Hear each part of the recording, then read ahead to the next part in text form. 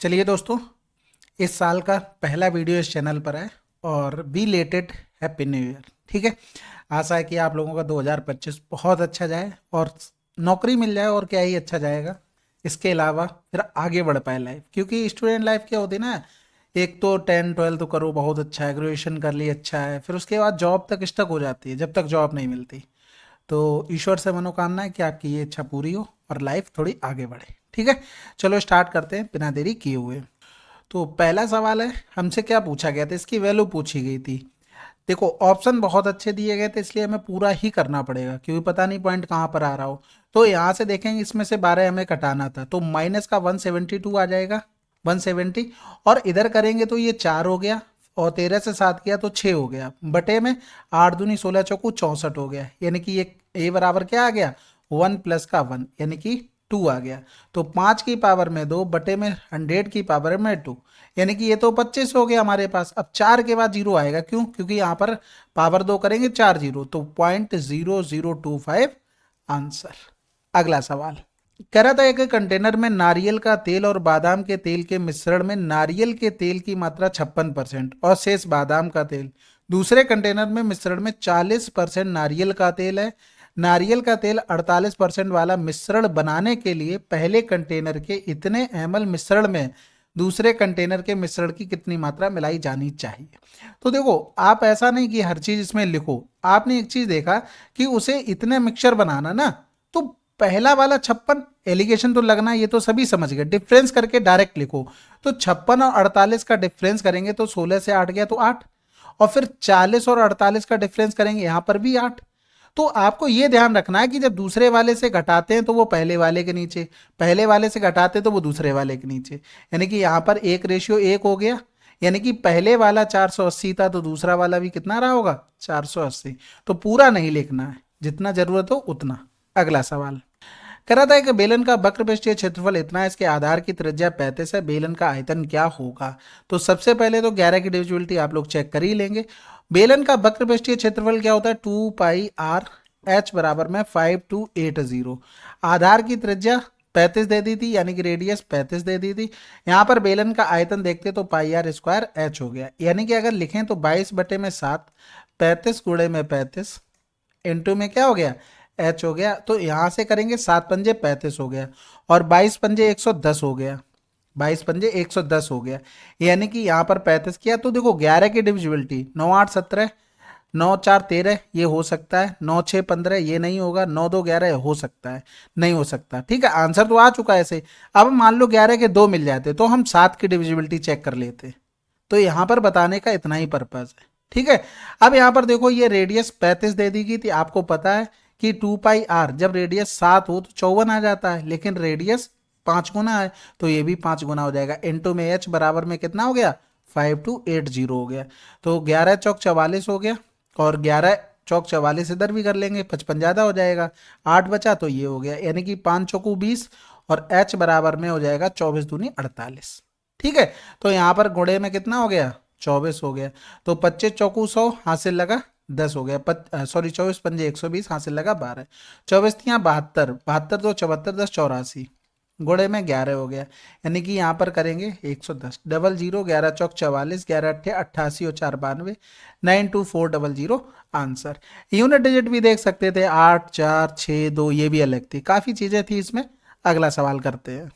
कह रहा था, पवन और सोनू क्रम से इतने अनुपात में निवेश के साथ साझेदारी में प्रवेश करते हैं और उनके निवेश की अवधि 3:2 के अनुपात में है। उनके द्वारा प्राप्त लाभ संबंधित अनुपात क्या है। ये तो आसान है, 1/3 गुणे में 3, 2/5 गुणे में 2। तो ये तो कैंसिल आउट हो गया, यानी कि 5:4 आंसर। अब इसमें ये लिखना नहीं था, आपको समझ में आ जाता 3 से 3 कट रहा है, और 2/5 गुणे 2 लिखना था, वहां से भी समझ जाते तो 5 4 डायरेक्ट। अगला सवाल कह रहा था, एक समबाहुभुज के प्रत्येक बाह्य कोण का मान क्या होगा। सबसे पहले कितनी भुजाएं होंगी ये बताओ। देखो, एक इधर बनेगी, 2 3 4 5 6 7 8 9 भुजाएं बन गई। और जब बहुभुज बनाएंगे तो आई से आर भी तो जुड़ेगा, यानी कि एन बराबर कितनी आ गई, 10। आपको पता है एक्सटीरियर एंगल जब निकालते तो 360 बटे में एन कर देते हैं, एन बराबर में क्या है, 10 है, यानी कि आंसर क्या आ गया, 36। अगला सवाल कह रहा था 24 सेंटीमीटर व्यास वाले एक ठोस बेलन को पिघलाकर एक ठोस शंकु बनाया जाता है। यदि शंकु की ऊंचाई बेलन की ऊंचाई की 3/4 भाग है तो शंकु की त्रिज्या कितनी होगी। तो भाई देखो, बेलन का आयतन हमें निकालना पड़ेगा, दोनों बराबर कर दो, यानी कि बेलन का आयतन पाई आर स्क्वायर का मतलब 24 12 गुणे में 12, क्योंकि 24 हमको व्यास दिया गया था। अब यहाँ पर कह रहा था बेलन की ऊंचाई की इतनी, यानी कि बेलन की जो ऊंचाई है हम 4 मान लेते हैं, तो ये तो 4 हो गया, और शंकु का आयतन 1/3 पाई आर स्क्वायर। कह रहा था ऊंचाई इतनी, शंकु की त्रिज्या हमें निकालनी थी, और ये कितना हो जाएगा, 4 का 3/4 लिख देते हैं, जिससे हर चीज समझ में आ जाए। ठीक है, ये 3 से 3 इधर कैंसिल आउट हो गया, पाई से पाई ये कैंसिल आउट हो गया, इधर 12 बारी में 144 होगा, जब रूट लेंगे तो 12 गुणे में 2 आ जाएगा, इंटू में आर, सॉरी बराबर में, तो 12 दूनी 24। अगला सवाल, अच्छा ये भी ध्यान रखना, कभी भी जैसे आप पढ़ रहे हो, जैसे ही इसमें 48 लिखा मिलता तो हम तुरंत क्वेश्चन में देखते कि ऐसा तो नहीं डायमीटर पूछा गया, क्योंकि ये गलत होने के चांस बहुत रहते हैं। अगला सवाल कह रहा था एक साथ ए और बी का कुल वजन 56 केजी तथा एक साथ सी और डी के औसत वजन ए के वजन से 20 केजी अधिक है। ए और बी के वजन का क्रमशः 4:3 के अनुपात में है, तो एक साथ सी और डी का कुल वजन क्या है। यहाँ पर देखो टोटल वजन दिया गया था, यानी कि इन दोनों को जोड़ेंगे तो 7 बराबर में हमें 56 दे दिया था, तो ए बराबर में कितना आ गया, ये 8 गुना, तो ए बराबर में 8 चौक 32 और बी बराबर में 8 तियां 24 आ गया। अब कह रहा था सी और डी का औसत वजन ए के वजन से कितना 20 अधिक है, और सी प्लस डी हमसे पूछा गया था, तो इधर 2 हो गया, 3 2 5 हो गया, यानी कि 108 आंसर आ जाएगा। सॉरी 2 हुआ, 2 दूनी 4, 104 आएगा। गलतियां क्यों हो रही हैं आज इतनी। अगला सवाल करते हैं भाई। कह रहा था केंद्र ओ वाले एक वृत्त में ए सी बी सी दो जीवाएं इस प्रकार है कि ए सी बी 108 है, ओ ए बी का माप क्या होगा। तो आसान है ये तो सवाल, यहाँ से इस तरीके से इसको बना लेते हैं। ये हो गया हमारे पास ए सी और बी सी, यहाँ पर कहीं सेंटर रहा होगा, हमें बताना ओ ए बी, यानी कि ओ ए बी का मान। ठीक है, तो सबसे पहले तो क्या करते हैं, अगर हम इसको यहाँ से यहाँ तक मिला दें तो कोई दिक्कत है, ये 108 हो गया, तो सामने वाला एंगल कितना होगा, सामने वाला अगर हम 180 से 100 घटा देंगे तो 80, 80 से 8 और चला गया तो 72 आ गया। और एक चीज हमेशा ध्यान रखना, अगर ये एंगल x है और ये एंगल y है तो x प्लस का y हमेशा 90 डिग्री होता है, तो 72 है तो घटा देंगे 18 डिग्री आ गया आंसर। हाँ, इसमें इस तरीके से रिस्क ले सकते थे, रिस्क नहीं बोलते हैं, इससे भी आ जाता है क्योंकि हम अपने पैटर्न पे फिक्स रहते हैं। जैसे हमने इस तरीके से इसको बना लिया, ठीक है। अब ये है ना कि इसमें माइनस में आता तो इसलिए वो बताना ठीक नहीं लगता है।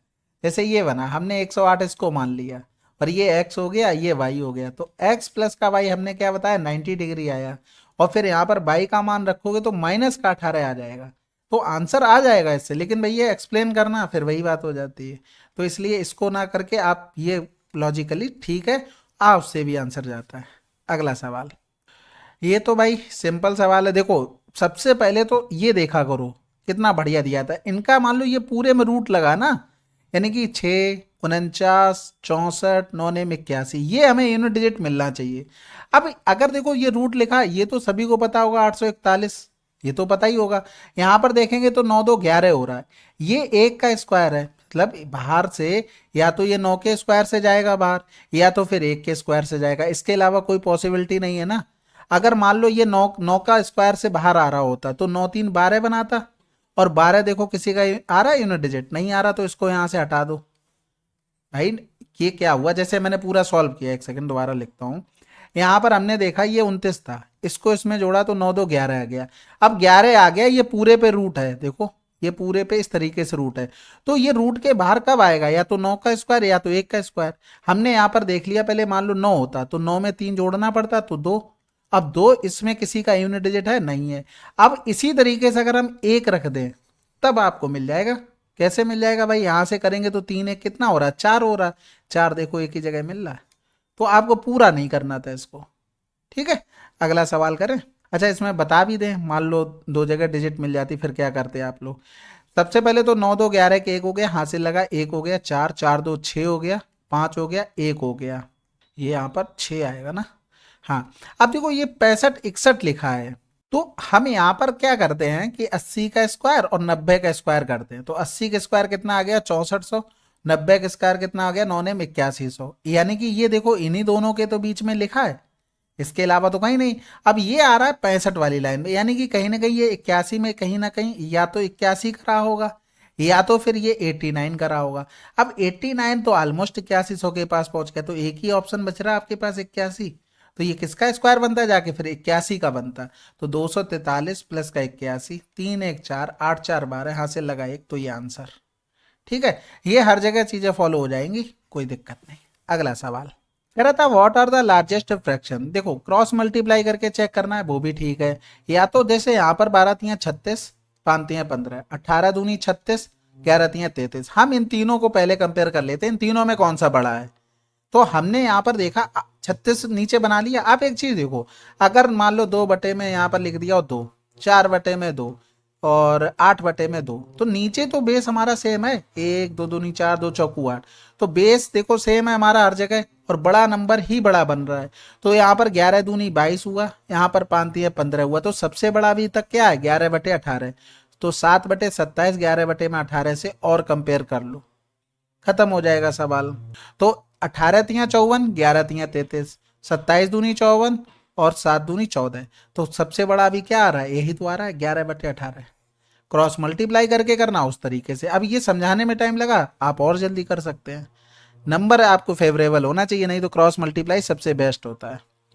कहता है कि खंबा टूटता है और टूटा हुआ अंश मुड़ जाता है, जिससे कि खंबे का शीर्ष जमीन को स्पर्श करते हुए उसके साथ 45 डिग्री का कोण बनाता है। यदि जमीन को स्पर्श करते हुए खंबे के शीर्ष बिंदु से खंबे के फिट तल के बीच की दूरी 8 है, खंबे की कुल ऊंचाई देखो 45 रहा होगा, एक ये रहा होगा, एक ये रहा होगा, 1 1, ये √2 हो गया। तो आपको ये मान दिया गया था 1 बराबर में 8, तो खंबे की कुल ऊंचाई, इन दोनों को जोड़ना पड़ेगा, आंसर आ गया। भाई आप या तो पूरा चित्र बना लो, ये 45 रहा, ये 1 ये 1 ये √2, ये टूटने के बाद गिरा है ना, तो वो टोटल लंबाई तो ये हो गई, और एक बराबर यानी कि यही दूरी हमको दी गई थी। अगला सवाल कह रहा था पार्किंग में कुछ कारें और बाइकें खड़ी हैं। एक व्यक्ति ने पार्किंग में पहियों और साइड मिरर की संख्या गिना और पाया कि 76 पहिए और 50 साइड मिरर हैं। कितनी कारें खड़ी हैं। सबसे पहले देखो नंबर हमें टोटल इससे पता लगेगा, मिरर से टोटल क्या है मोटरसाइकिल हो वो, क्योंकि 50 में अगर देखें, चाहे कार हो चाहे आपकी स्कूटी हो या बाइक हो, कुछ भी हो, उसमें 2 ही होते दोनों में, कार और स्कूटर में। तो अगर हम देखें तो 50/2 यानी कि 25 टोटल नंबर रहे होंगे, चाहे बाइक हो चाहे आपकी कार हो, टोटल मिलाकर। कह रहा था कि पहिए 76 हैं, अगर हम मान लो इनको सबको मान लेते कार, तो 100 पहिए होने चाहिए थे। ये 24 ज्यादा क्यों हो रहे, क्योंकि हमने जितने भी बाइकें रही उनके एक्स्ट्रा पहिए गिन लिए 2 2, तो भाग कर देंगे तो ये 12 का आएंगे, ये बाइकें आ गई। हमें कार चाहिए थी, तो हमने गलती कर दी, हमें पहले निकालना चाहिए था कार बाइक का। तो 25 दूनी 50 करते, 50 और 76 का डिफरेंस करते, वहां से पता लग जाता कारें कितनी है, क्योंकि उनके पहिए उतने ही कम रह जाते। अभी वो भी बताते हैं, यहाँ से तो समझ गए ना, ये बाइक आ गई और टोटल 25 - 12 ये 13 कर लेते। अब मान लो हम यहाँ पर 25 गुणे में 2 कर लेते, ये 50। अब लेकिन ये टायर आए हैं पहिए, टोटल तो 76 दिए गए थे, तो ये इतने एक्स्ट्रा क्यों आ गए, इतने मतलब कम रह गए ना। ये कम क्यों रह गए, क्योंकि जितनी कारें थी उनको हमने कम काउंट किया, तो 2 2 कम किया ना कारों का काउंट, तो 13 कारों के हमने 2 2 पहिए कम काउंट किए थे, तो ये आ जाता। अगला सवाल कर रहा था प्रतिभा ने 5 विषयों में लगभग 80% अंक अर्जित किए तथा हिंदी विज्ञान गणित और इतने इतने में अधिकतम 105 थे। उसने अंग्रेजी में इतने, हिंदी में इतने, विज्ञान में इतने और संस्कृत में 98 अंक अर्जित किए। प्रत्येक विषय में न्यूनतम 65 अंक था, तो क्या वह गणित विषय में उत्तीर्ण हुए या कितने अंकों से। अब यहाँ पर देखो ये अधिकतम अंक 105 दिए गए, तो इसलिए हमें प्रॉपर कैलकुलेशन करनी पड़ेगी। तो अगर हम देखें उसने 5 विषयों में 80% अंक लिए, तो यहाँ पर करेंगे 8 पन्ना 40, जीरो ये चला गया, 4 पंजे 20, 4 एकम 4, टोटल नंबर 420 उसे मिले। नंबर देख रहे कैसे आए 420। अब इधर देख लेते हैं, तो 9 9 2 11, 11 और 1 12, 12 और 8 20 की जीरो हासिल लगा 2 हो गया, 8 2 10, 10 9 19, 19 और 8 27, 27 और 9 36 हो गया। तो यहाँ पर कितने नंबर कम रह गए, 60 कम रह गए, और न्यूनतम 65 थे, यानी कि यहाँ पर वो कितने कम रह गए, 5 अंकों से क्या हो गया, फेल हो गया। ठीक है, अगला सवाल कह रहा था what is the sum of first 40 terms of this. तो इसमें देखो दो तरीके से कर सकते हैं, या तो आप 28 34 40 इनका पेयर पेयर बना के कर लो, या तो इनको जोड़ो 8 2 10 3 2 5 1 6, इनको जोड़ो 3 3 6 यानी कि 70, इनको जोड़ो 80, इनको जोड़ो 6 4 10 हो गया, 4 4 8 1 9 हो गया। तो ये एक सीरीज चल रही है ना, और इसमें टर्म कितने रहे होंगे 20, क्योंकि ये टोटल कितने हैं 40 और दो को मिलाकर हमने एक में कन्वर्ट कर लिया। तो यहाँ पर ए बराबर कितना हो गया सीरीज में 60 हो गया, डिफरेंस डी बराबर कितना कितना चल रहा है यहाँ पर 10 का चल रहा है, और हमें इनका क्या बताना है सम बताना है। तो सिंपल है भाई n/2 2a प्लस का n माइनस का 1 इंटू में डी सम आ जाएगा। तो टोटल 20 नंबर है बटे में 2 हो गया, 2a का मतलब 60 हो गया, n का मतलब 20 है, 20 माइनस का 1 डी का मतलब 10 हो गया। तो इधर करेंगे ये तो 10 बन गया, इधर करेंगे ये 120 हो गया, यहाँ पर 19 यानी कि 190 हो गया, यानी कि 0 9 2 11 हाथ से लगा 1 2 और 1 3 हो गया, यानी कि 3100 आंसर। अगला सवाल इसको देखो भाई सिंप्लीफाई करना है, यहाँ पर कुछ काटेंगे नहीं, ठीक है डायरेक्ट लिखते हैं। ए और बी का रेशियो 9 चौक 36 और 8 पन्ना 40, बी को यहाँ पर 40 बनाते हैं तो 20 दूनी 40 20 तियाँ 60, क्योंकि हम वहाँ पर करेंगे तो थोड़ा हो सकता है कन्फ्यूजन हो जाए, हम अपने दिमाग को शांति से करना चाहेंगे कि सवाल हो जाए।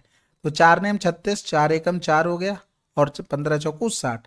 तो ए बराबर हमारे पास 9 और बी बराबर हमारे पास 10, 4 ए बराबर में 9 माइनस में 3 इंटू में सी का मान 15। तो 9 दूनी 18 और 30 40 48 हो गया बटे में 9 चौक 36 15 तियाँ 45 यानी कि माइनस का 9 हो गया। तो 3 बार इसको कैंसिल आउट कर देंगे तो 16 बटे में माइनस का 16 बटे में 3 आंसर। अगला सवाल, इस सवाल में देखो भाई सबसे पहले तो इसी को सिंप्लीफाई कर लो। एबीसी अगर हम कॉमन लेते हैं एलसीएम लेते हैं तो यहाँ पर तो ए है नहीं, यानी कि ए स्क्वायर प्लस का बी स्क्वायर प्लस का सी स्क्वायर। अब जितना मैं लिख रहा हूँ ना इतना लिखना नहीं पड़ता, आपको डायरेक्ट समझ में आ गया तो 45 मान रखना था, यानी कि ए बी सी बराबर आपका 40 डायरेक्ट आना चाहिए था। यही होती है स्टेप से कटिंग और कुछ नहीं होता। तो यहाँ पर इसका मान कितना था 45 था, यानी कि ए बी सी बराबर क्या जाता 9 पन्ना 45 8 पन्ना 40। अब इसके लिए हमें मान निकालना था, तो जो निकालना है इसको हम मान लेते ए, और फार्मूला डायरेक्ट आपको याद होगा 3abc इंटू में 40 बराबर में a प्लस बी प्लस सी यानी कि 11 हो गया, और ब्रैकेट में यहाँ पर रहता है ए स्क्वायर यानी कि ये हो गया माइनस का ए बी बी सी सी ए होता है। अब देखो इस पर डायरेक्ट फार्मूले भी याद होते हैं लोगों को, लेकिन आप कैलकुलेशन इतनी फास्ट कर लो ना जरूरत ही ना पड़े उस चीज की। जैसे इसका स्क्वायर से इसको घटा दो, 2 का भाग कर दो, A B plus B C plus C A का मान आ जाएगा। यानी कि जो यहाँ पर हमें रखना है ना A B plus B C plus C A, इसका मान हमें निकालना था। तो 11 11 में 121 माइनस का 45 बटे में 2, तो 11 से 5 गया तो 6 हो गया, और 11 से 4 गया 7 बटे में 2 गया, 2 3 6 2 8 16 38 यहाँ पर रख दो, ठीक है। तो 8 से 5 गया तो 3 हो गया, सॉरी 15 से 8 गया तो 7 हो गया, इतना ही बच गया। और गुणे में 11 करेंगे तो 77 आ जाएगा, यानी कि यहाँ पर 77 प्लस का 120 कर देंगे, यानी कि 7 7 दोनों 197 आंसर। अगला सवाल कह रहा था एक वृत्त की दो जीवा जो एक दूसरे के समानांतर हैं, व्यास के विपरीत ओर स्थित, जीवा की लंबाई 8 है 6 है और व्यास 10 है, जीवाओं के बीच की दूरी क्या है। अब पूरा चित्र नहीं बनाना आपको, बस इतना चित्र बनाओ, ये आपका सेंटर हो गया, ये यहाँ पर कुछ जीवाएं होंगी, ये हमको दे दी थी 5, ये हमको दे दी थी 5 और आधा व्यास यानी कि ये 4 हो गया, या बड़ा जो भी आपको ठीक लगे उसको मान लो, बस खत्म हो गया सवाल। कुछ बचा सवाल में? कुछ भी नहीं बचा, ये 3 हो गया ये 4 हो गया 7 आंसर। अब पूरा चित्र बनाओगे थोड़ा तो टाइम जाता ही है, तो जितना फास्ट कर लोगे उतना। अब जैसे ये चीज आप सीख गए तो आपको इतना भी चित्र नहीं बनाना। कैसे करना था भाई, 4 ये 5 रहा होगा, ये 5 रहा, ये 3 रहा होगा, ये निकालना, बस खत्म। तो ये दिमाग में फिगर आपके चलना चाहिए। अगला सवाल कह रहा था 52 ताश के पत्तों के एक मानक डेक से एक पत्ता यादृच्छिक रूप से निकाला जाता है, निकाले गए पत्ते के या तो एक फेस पत्ता या एक लाल एस होने की प्रक्रिया क्या है। लाल एस का मतलब इक्का होने की बताना है, या तो वो फेस होना चाहिए। तो देखो एक अगर देखें तो टोटल 13 13 के पेयर होते हैं, तो 4 पेयर होते हैं, और एक में 3 फेस होते हैं, तो टोटल 12 फेस होते हैं एक गड्डी में। तो 12 में से और एक पत्ता निकाला, या तो ये हो सकता है, यही तो बोला है, तो एक पेयर कंप्लीट हो गया। और या तो इक्के कितने होते हैं, एक में 4 होते हैं, लेकिन वो कह रहा था रेड वाला होने की, तो रेड वाले कितने होते हैं 2 होते हैं रेड वाले, तो 2 में से हमें एक लेना था, बटे में टोटल 52C1 हो गया बस। तो 12 2 14 हो गया, 14 बटे में 52 यानी कि 7 बटे में 26 आंसर। अगला सवाल कह रहा था एक दुकानदार के पास 4 किस्म के चावल अर्थात किस्म ए इतना, किस्म बी इतनी, सी इतनी, डी इतनी चावल हैं। वे इसे बिना मिश्रित किए समान आकार के कम से कम कंटेनरों में स्टोर करना चाहते हैं। इस कार्य के लिए कंटेनरों के आकार और आवश्यक कंटेनरों की संख्या ज्ञात कीजिए। तो सबसे पहले तो देखो, जब बड़ा सा बड़ा नंबर होगा तभी कम से कम कंटेनर होंगे, यानी कि इनका एचसीएफ निकालना था। और ऑप्शन ऐसे दिए गए थे 24 तो हो नहीं सकता, क्योंकि 5 में इवन नंबर नहीं आ रहा तो ऑड ही नंबर होगा, यानी कि 23 मिल गया। अब 23 से भाग कर लो इसमें, 23 चौकू 92, 23 पंजे 115, 23 छक्का 138, 23 तिया 69, तो 6 5 11 3 14 4 18। अगला सवाल कह रहा है एक वस्तु को इतने के लाभ पर बेचा जाता है, यदि इतने अधिक में बेचा जाता तो इतने का लाभ अर्जित होता। वस्तु के क्रय मूल्य का 50% हमें बताना है। तो ये क्या लिखा है 13.25%, इधर लिखा है 16.2%। इन दोनों का डिफरेंस अगर देखते हैं तो 10 से 5 गया 5 हो गया, 11 से 2 गया तो 9 हो गया, 5 से 3 गया तो 2 हो गया, यानी कि इतना परसेंट आया डिफरेंस। हमारे हिसाब से क्वेश्चन में दे दिया इतना, हमें 100 का मान निकालना है। तो ये हो गया 76.7 बटे में 2.95, और ये 100%, और इसका हमें 50% यानी कि 1/2। कुल मिलाकर हमें इसकी कैलकुलेशन करनी थी। तो ये पॉइंट से पॉइंट हटाएंगे, एक जीरो ऊपर बढ़ गया, और 2 का इसमें गुणा कर लो, 2 पंजे 10 हो गया, और 29 दूनी 58 होता है, और एक 59 हो जाएगा, ये कैंसिल आउट। तो 9 में हम किसका मल्टीप्लाई करें ऑप्शन से कि 7 मिल जाए, तो 9 पन्ना 45, 9 पन्ना 45, 9 पन्ना 45। अगला सवाल कह रहा था टी शर्ट ए पर इतने इतने परसेंट, बी पर इतने इतने, और पूछा क्या गया है निशु को निम्नलिखित में से किस टी शर्ट पर अधिकतम छूट मिलेगी। सबसे पहले एक चीज देखा करो, इनमें सम किसका आ रहा है, सम बराबर चल रहा है, सब में किसी में कोई दिक्कत नहीं। अब इनका डिफरेंस करो, इनके डिफरेंस में देखो 4 का डिफरेंस, इसमें डिफरेंस 24 का डिफरेंस, इसमें डिफरेंस 12 का डिफरेंस हो गया। तो जिसमें सबसे ज्यादा डिफरेंस उसमें सबसे ज्यादा डिस्काउंट। जब कब, जब सम हमारा सेम हो, ये ध्यान रखना, सम अलग अलग होगा तब ये पैटर्न नहीं लगेगा आपका। अगला सवाल कह रहा था चंद्रा ने 1 साल के लिए 6% की दर से प्रति वर्ष बैंक में 14,000 रुपए का निवेश किया। चंद्रा को उस वर्ष 10% की दर से प्रति वर्ष और कितना निवेश करना चाहिए था ताकि उसे समान ब्याज राशि मिल सके जो उसे तब मिली थी जब उसने 1 वर्ष के लिए प्रति वर्ष 8% की दर से 14,000 का निवेश किया था। देखो होता क्या है इसमें, जो साधारण ब्याज होता है ना वो प्रिंसिपल डिपेंड करता है, जितना साधारण ब्याज बढ़ रहा है उसी हिसाब से बढ़ेगा। तो अगर हम यहाँ पर देखते तो कितना बढ़ रहा था, 2% रेट हमारी कम हो रही थी, इसका मतलब है कि उतना ही पैसा बढ़ रहा होगा। तो यहाँ पर हमें 14,000 का इतना ही परसेंट निकाल लेना था, तो 14 दूनी 2800 आंसर आ जाता। अगर ऐसे नहीं समझे, देखो प्रिंसिपल रहता 10 1 साल के लिए बटे में 100, यहाँ पर उसे सेम ब्याज मिल रहा 14,000 पर 8 वर्ष के हिसाब से 1 साल में, ये हो गया 8% रेट 1 साल में, तो ये कैंसिल आउट हो गया। तो इधर पी बराबर करते 14 अट्ठे 112, यही तो बनता जाकर, और इसे डिफरेंस करना हमें 14,000 से, तो 2 जीरो आ जाते, 10 से 2 गया 8, 3 से गया, तो आप ऐसे कर लो, बात वही बनती जाकर है। अगला सवाल कह रहा था पी एक टैंक को इतने मीटर क्यूब प्रति घंटे की दर से भर सकता है। एक साथ पाइप पी और क्यू समान टैंक को 2 घंटे में भर सकते हैं। यदि टैंक का आयतन 120 मीटर क्यूब है तो अकेले पाइप क्यू द्वारा टैंक को भरने में लिया गया समय ज्ञात कीजिए। आसान है भाई, देखो सिंपल सा, यहाँ पर दोनों ने 2 घंटे काम किया, तो पी ने अगर देखें 2 घंटे में कितना काम किया होगा, 80 काम, और बचा कितना काम 40। ये काम क्यू ने किया होगा, क्यू ने 40 काम किया 2 घंटे में, तो 120 काम, क्योंकि टोटल करवाना है तो कितने में करेगा, गुणे में 3, गुणे में 3, 6 घंटे में कर देगा। अगला सवाल 24 लड़कों का समूह है, ठीक है, इतने वजन वाले लड़कों को 3 नए लड़कों से बदल दिया जाता है तो समूह के औसत इतने केजी की वृद्धि हो जाती है। 3 नए लड़कों का वजन कितना होगा। आसान है भाई, इनसे ज्यादा होगा, यानी कि 48 प्लस का 64 प्लस का 56। क्यों ज्यादा होगा, क्योंकि यहाँ पर बढ़ोतरी हो रही है, अगर कमी हो रही होती तो कम होता, ठीक है। और ऑप्शन अगर देखेंगे तो 2 जगह जीरो मिल रहा है, तो देखते हैं अगर काम बन जाता है। तो भैया इतना केजी बढ़ा है और बदले गए हैं छात्र, कोई कम ज्यादा नहीं हुआ, तो 24 थे टोटल, यानी कि यही वो ज्यादा है, इसी वजह से हुआ होगा क्योंकि उनके पास इतना ज्यादा रहा होगा। तो 24 पंजे 120, 24 से कम 2412, 36 हो गया, तो 8 4 12, 12 6 18, 18 6 24 आंसर। अगला सवाल कह रहा था समकोण त्रिभुज एबीसी में सी समकोण है, ए का आंतरिक द्विभाजक एपी इस प्रकार इस तरह से होता है कि ये दिया गया था पी का मान। ठीक है, सी पर क्या बोला, समकोण, तो ये हो गया ए बी और इधर सी। ए का समद्विभाजक यानी कि इसका समद्विभाजक इधर कहीं मिल रहा होगा, ये रहा समद्विभाजक, ये 90 डिग्री है, तो एपी हो गया। एपीबी ये कितना हो गया, 118 डिग्री हो गया।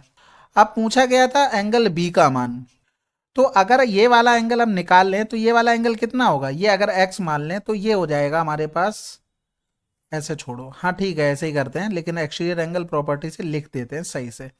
जैसे यहाँ पर हमने मान लिया कि ये x है हमारे पास, ये भी x होगा, और अगर हमें x बराबर निकालना हो तो एक्सटीरियर एंगल की प्रॉपर्टी से x प्लस 90 बराबर 118 लिख सकते हैं, बिल्कुल लिख सकते हैं। यानी कि x बराबर कितना आ गया, 118 माइनस का 90 आ गया। अब यहाँ पर ये वाला एंगल हमें निकालना था y बराबर, तो y बराबर निकालेंगे प्लस का 118 प्लस का x, और बराबर में क्या हो गया हमारे पास, प्लस का x 180 हो जाएगा।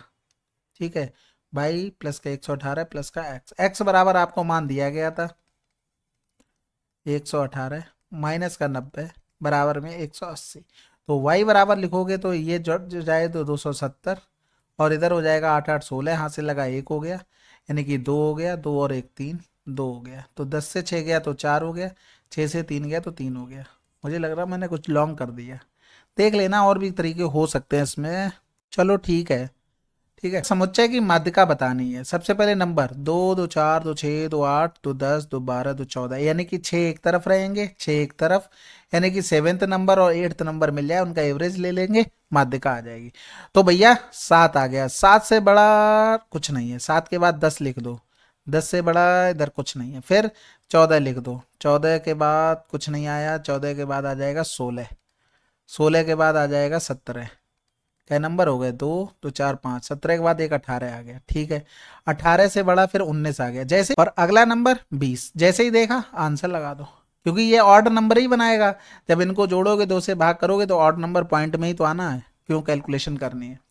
8 विद्यार्थी आरोही क्रम में लिखे हुए थे, यदि उनके अंकों का के माध्य और ये पढ़ो, माध्य और माध्य का क्रम से 61 और इतना है, तो जेड का मान बताओ। देखो माध्य का मतलब क्या होता है, एवरेज होता है, एवरेज हमको 61 दे दिया था। माध्यिका का मतलब बीच वाला टर्म, यानी कि देखो 2 2 1 2 3 4 4 2 6 6 और 2 8, यानी कि 8 नंबर दिए गए, और आरोही क्रम में पहले भी बोला है, यानी कि 3 एक तरफ रहे होंगे, 3 एक तरफ रहे होंगे, 1 2 3, तो ये वाले दोनों नंबर हैं, यानी कि 22 प्लस का 7 प्लस का 38 22 में 2, इसका मान हमें दे दिया था, माध्यिका कितनी थी 34.5 दे दी, तो हमें बताना था जेड का मान। तो भैया कैलकुलेशन है इसमें, करते हैं भाई। तो बाई बराबर में हो जाएगा 2 पंजे 10, 2 चौकू 8 और 1 9, 2 3 6, माइनस का 8 7 15, यहाँ से लगा 1 45, तो 9 से 5 गया तो 4, 6 से 4 गया 2, तो बाई बराबर में आ गया 24।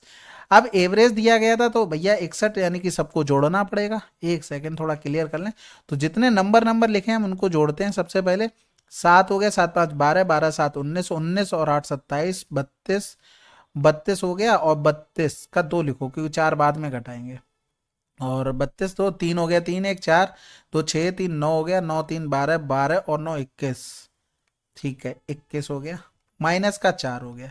फिर यहाँ पर देखेंगे 1 बाई आ गया, 5 बाई हो गया, 6 बाई, और ये 7 बाई, प्लस में 7 बाई, माइनस में केवल एक ही जेड है, सॉरी प्लस में जेड, और बटे में टोटल नंबर हमने गिने ही थे 8 थे, बराबर में हो गया हमारे पास 61। ठीक है, अब यहाँ पर देखो अगर काम बनता है तो ठीक है, नहीं तो यूनिट डिजिट 2 जगह 2 2 दे दी, पूरा ही करना पड़ेगा। 12 से 4 गया तो 8 हो गया, इधर बच गया 0, इधर 2 और 7, यानी कि 7 गुणे में 24 प्लस का जेड, बराबर में 8 एकम 8 8 छंग 48, तो 24 सत्ते 168 हो गया, तो 8 8 16, यहाँ से लगा 1 हो गया, और ये हो गया हमारे पास 7 2 1 3, तो जेड बराबर में 488376। 8 से 6 गया 2, 8 से 7 गया 4 से 3 गया, आंसर। अगला सवाल, अब देखो भाई साइन थीटा बराबर दिया गया। सबसे पहले तो अगर इसको लिखते तो ये इन दोनों का कैलकुलेशन करते तो कॉस थीटा बचता, क्योंकि आपको पता है cos theta upon sine theta होता है। यहाँ से अगर हम कॉस थीटा कॉमन ले ले दोनों से, या फिर 9 कॉस थीटा लिखो ना डायरेक्ट, ये कॉस स्क्वायर थीटा हो गया, ये इससे कैंसिल आउट हो गया। ठीक है, अब यहाँ पर 9 बटे में ये हो गया हमारे पास सेक थीटा, जो कि आसान है निकालना। अब इसमें देखो ट्रिपलेट तो सबको याद होगा, मान लो नहीं याद है तो साइन थीटा क्या होता है, परपेंडिकुलर अपॉन में हाइपोटेनस। इसी तरीके से अगर सेक थीटा लिखेंगे तो ये हाइपोटेनस अपॉन में बेस होता है। ये बात तो समझ गए ना। यानी कि ये तो कंफर्म हो गया, जो 41 था वो ऊपर आना था, यानी कि या तो ये होगा या तो ये होगा, ये तो ऑप्शन नहीं हो सकते ना किसी भी तरीके से।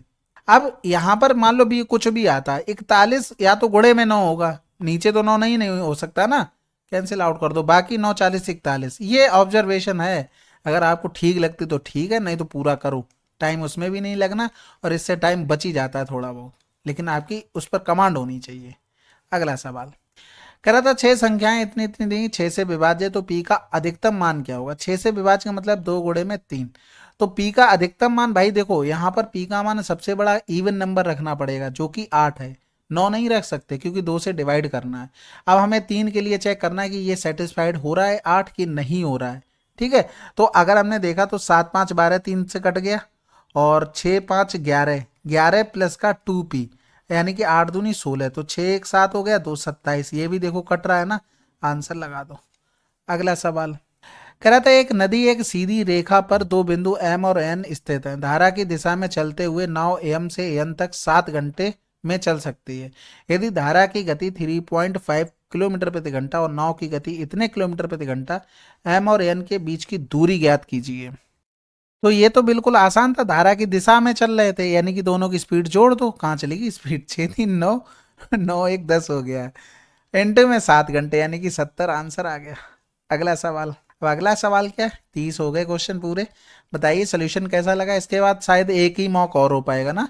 ठीक है, और बाकी आप टेलीग्राम चैनल ज्वाइन कर देना, आप सर्च करेंगे SSC learning point by Singh sir, तो आपको मिल जाएगा। उसमें क्या है ना, जितने लाइव मॉक हुए हैं उनका सभी जो भी बेस्ट क्वेश्चन रहे हैं अभी तक, उनका कंपाइलेशन पीडीएफ फॉर्मेट में विद सोल्यूशन आपको शेयर कर दिया जाएगा। तो अगर रिवीजन करना हो तो आप वहां से रिवीजन कर सकते हैं। ठीक है, तो अभी एक आप लोग बताइएगा कमेंट में, अभी अगर उसको शेयर कर दिया जाए या फिर जो अगला एक और मॉक आ जाए उसके बाद पूरा ही कंपाइलेशन करके वो शेयर किया जाए, तो आप लोग कमेंट बॉक्स में बताइएगा। बाकी मिलते हैं अगले वीडियो में, तब तक के लिए जय हिंद जय भारत।